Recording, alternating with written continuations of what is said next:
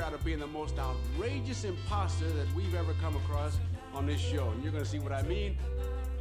Number 1. This is Frank Abagnale My Jr. name is Frank William Abagnale. Wait, this is Frank Abagnale Jr., portrayed by Leonardo DiCaprio in Catch Me If You Can, the Steven Spielberg based on a true-ish story biopic of a con man who posed as an airline pilot, a doctor, and a lawyer all before the age of 19. This easily could have gone the way of The Terminal and Ready Player One as a C-tier in-between project for Spielberg, but it has a unique effect that makes it a comfort movie classic.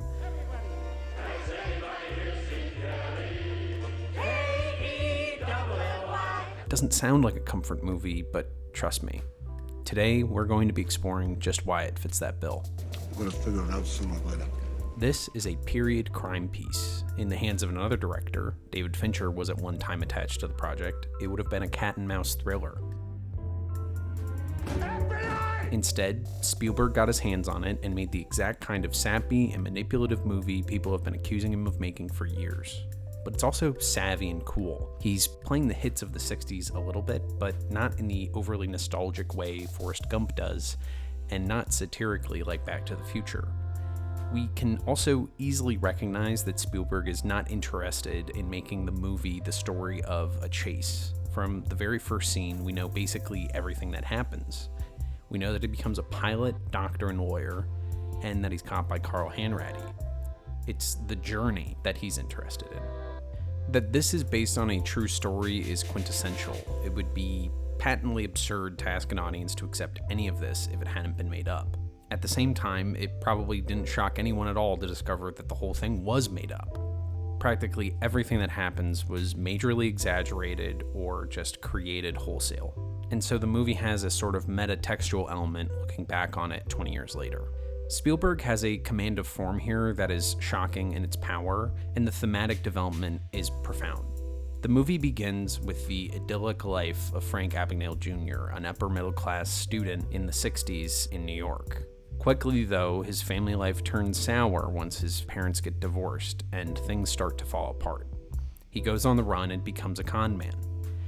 Because we know what's going to happen, and because we think that it's based on a true story, as an audience, we give the film a little bit of leeway in the way it portrays the events on screen. It gives Spielberg a chance to play things a little bit more dramatic and thematically than he would have if he had to just go straight by the plot. There are 3 men at the center of the story who we come to find out are destroyed in their own ways by ruined marriages.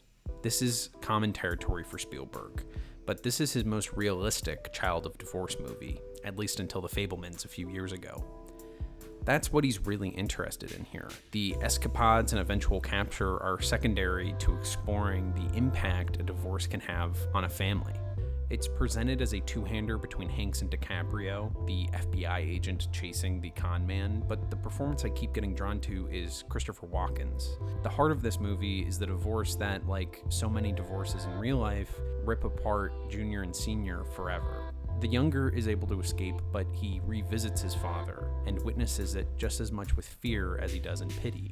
Frank Sr. is a grim reminder for Junior what doing everything right and working hard gets you. And Frank, not having anywhere else to turn to, chooses the easy life of running away from the real world, which turns out to be bitterly, absurdly lonely, constantly leaving the things that he comes to love behind.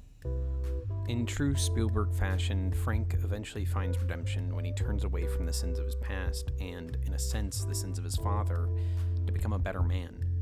Frank finds a kind of surrogate in Carl Hanratty who, unlike his real father, takes Frank Jr.'s crimes seriously. But just like a father, he lets him make his own decisions too, even if it hurts him. It's no surprise then when we find out Carl is also the father of a broken family. She was 4 when I left. Now she's 15. My wife's been remarried for 11 years. He figuratively adopts Frank, who grew up with a father with a compass aligned more towards recognition than doing the right thing.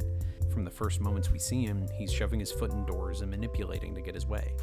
Frank Jr. should have seen his own eventual decline patterned in his father. This is best summed up in the fact that it is no coincidence that Frank, who goes to jail for his forgeries, is the son of a stationery salesman. The kind you get at a stationery store. This is the closest Spielberg ever really comes to admitting that thing all sons are ashamed to say, which is, I hope I do not end up like my father. But why is this a comfort movie? We've already discussed that it's not about knowing where things end up. The perfect comfort movies don't require a plot that is ever unfolding.